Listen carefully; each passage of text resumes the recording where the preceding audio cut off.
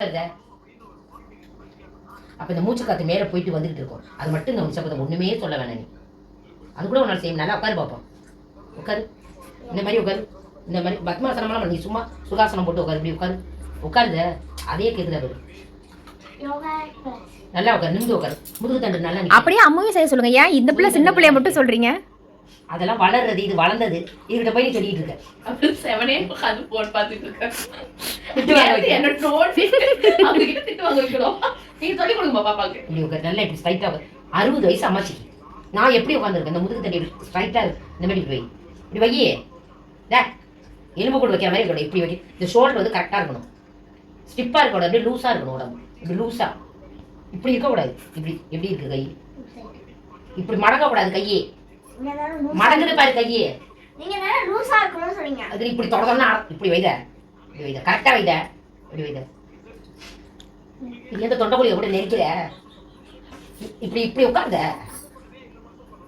இப்படி உட்கார்ந்து. சரி. அப்பா பத்மாசனம் கொடுத்தியா? சரி ஓகே. இப்படி உட்கார்ந்த. இது சூப்பர். இப்படி உட்காந்தீங்கன்னா கையை எப்படி வைத? கையே சரியில்லையே. அப்புறம் எப்படி கையே சரியா இருந்தாலும் அந்த நரம்பு கரெக்டா இருக்கும்.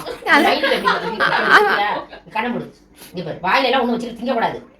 அப்படியே ஒரு இடத்துல அப்படியே அடக்கு. அடக்க அப்படியே. ஸ்டாப் பண்ணி இங்க பாரு. 5 நிமிஷம்.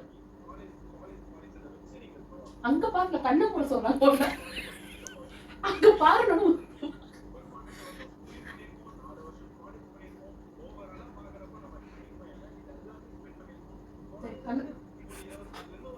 சிரிக்க கூடாது. கண்ணை மூடு. சிரிப்பே இருக்க கூடாது. இது பாரு. என்ன கண்ணு ஒரு தடவை பார்த்து கண்ணை மூடு. அது இருக்கலாம். அப்படிதான் சிரிக்கூடாது. இந்த பாரு சிரிப்பு. யார் சிரிச்சாலும் அந்த மைண்டுக்கு போக கூடாது. நம்மளோட வந்து மூச்சு இப்படிதான் நம்ம சுத்தியில நம்மள வந்து டைவர்ட் பண்ணுவாங்க. மூச்சு காத்து இருக்குல்ல, அந்த மூச்சு காத்து மட்டும் தான் நாங்க கவனிக்கிறோம். இப்படி வச்சுட்டு எந்த சவுண்ட் கேட்க கூடாது. பாரு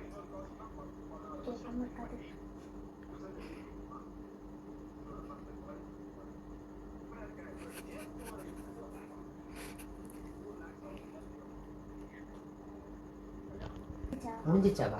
இது மாதிரி ஒரு 10 நிமிஷம் இரு. இப்படியே நினைச்சுக்கிட்டே நினைச்சுக்க.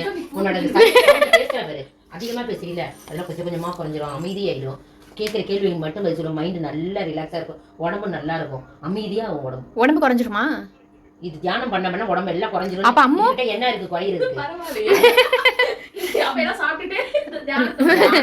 இந்த இதெல்லாம் பண்ணீங்கன்னா உடம்பு குறைஞ்சிரும். ஆட்டோமேட்டிக்கா குறைஞ்சிரும். அந்த கொழுப்புகள் எல்லாமே குறைஞ்சு வந்துடும். எனக்கெல்லாம்